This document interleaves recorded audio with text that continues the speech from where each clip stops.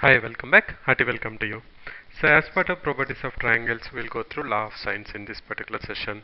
So, law of sines says that A by sine A equal to B by sine B equal to C by sine C equal to 2 into capital R, where capital R is the circumradius. Now, let's spend a little bit of time on understanding why we are taking the circle and how the circumradius comes into the picture. And then we will take three scenarios where, and we will take A as the base for now. By that we will arrive A equal to 2R sine A. We can do the same for B and C by taking B as the and C as the base respectively. So let's start with. We know that we can apply trigonometry functions only to the right angle triangles. One way of using trigonometry in any triangle is dividing that triangle into two right angle triangles, which we can do by drawing a perpendicular of 90 degrees and divide it. We can do that. And there is also, which we have explored when we have done videos for 10th class. Now, a little bit advanced to that, we can also leverage the properties of a circle, which says that if you have the same line segment, then the angle made at any point on the circle are same. What I mean by that is, let us take this circle ABC. Now we have drawn the circumcircle of the triangle. Okay, right. Now the property of the circle is, if A remains as the same, that means BC is not moved. A is moved to any point on the circle, like something like here or here or here, the angle A will remain the same. It will not modify. Very simple, because we know the length is constant. If length is constant, the angle should remain constant. If the length changes, then only the angle will change. Now we will leverage that particular property. What we will do is, we know that once we have created the circumcircle, SC or SA or SB is nothing but equal to the radius, circumradius. So what we will do now is, we will extend the CS. That means we will create a diameter passing through center S.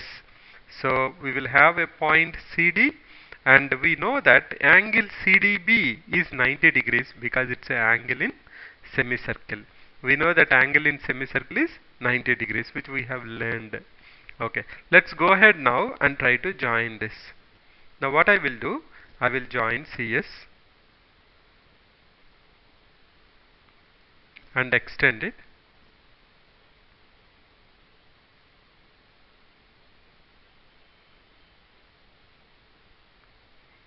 And join it with B. You can very clearly see that angle DBC is 90 degrees, because we know that angle in a semicircle is right angle.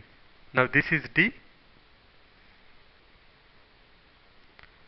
So we have taken the, now this is the property which we are going to leverage for this.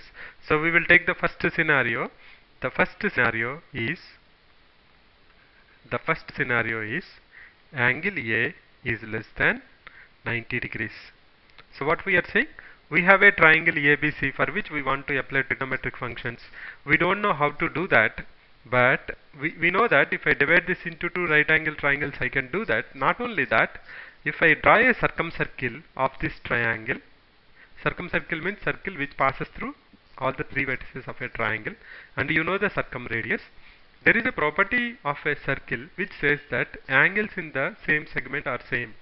That means if you take BC and A, the angle between BA and BC, angle BAC, will be the same as angle BDC as long as BC is not touched or not changed. So we are leveraging the property of the circle such that we are okay, we are keeping our angle A, and also we are keeping the side A as it is. Okay, now this triangle, this angle is nothing but equal to angle A. This angle and this angle both are equal. What we are doing now, in triangle BDC, angle BDC is equal to angle A. We know that because angles in the same segment.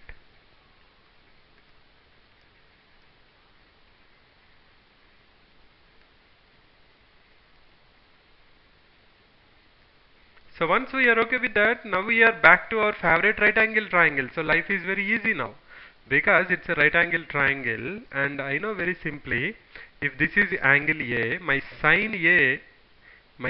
this is angle A, sine A is nothing but A by diameter, nothing but A by 2r.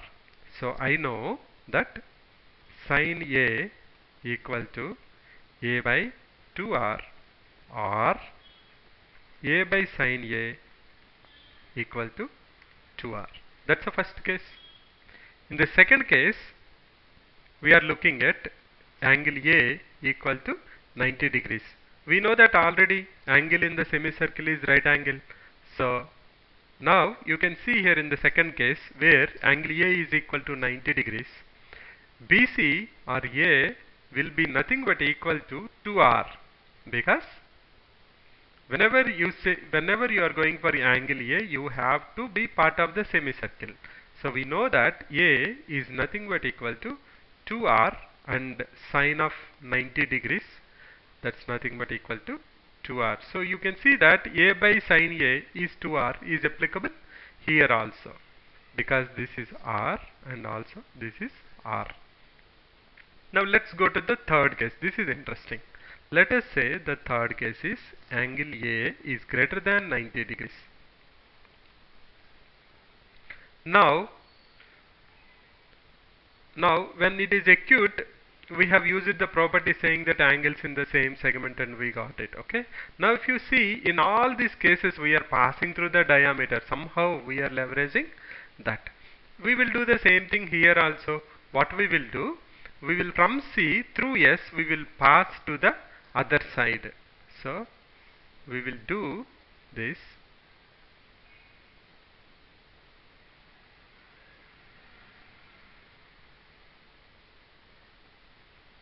It's a straight line, and it may not be accurate, but if you join this, you will see that angle in a semicircle is 90 degrees.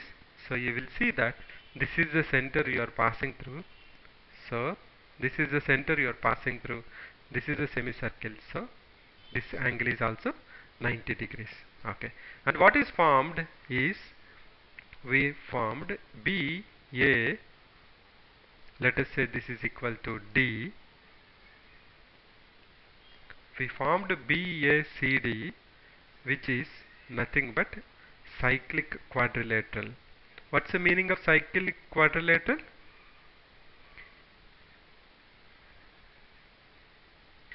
If a quadrilateral is inscribed in the circle, then it is called as cyclic quadrilateral. And we know in cyclic quadrilateral, angle A plus, angle A means angle BAC, to be precise, angle BAC plus this angle is nothing but angle BDC. Angle BAC plus angle BDC is equal to 180 degrees, because it's a property of the cyclic quadrilateral which says that opposite angles add up to 180 degrees. So angle BAC plus angle BDC is equal to 180 degrees. You can check that. You can take a paper, you can draw a circle on that, then you take this angle and then you join it, and you will see that these both of them together will measure up to 90 degrees. Only the thing is, the diagram doesn't seem to be accurate, so you may not be able to see that, but actually they look like this line and this line to be parallel, something like this. Okay, right, they seems to be parallel. Then you will be okay with that, I think. Okay, now we know that angle BAC equal to angle A. So what is the angle BDC now? Angle BDC is nothing but equal to 180 minus of angle A. Now, I know that sine angle BDC is nothing but equal to sine of angle A.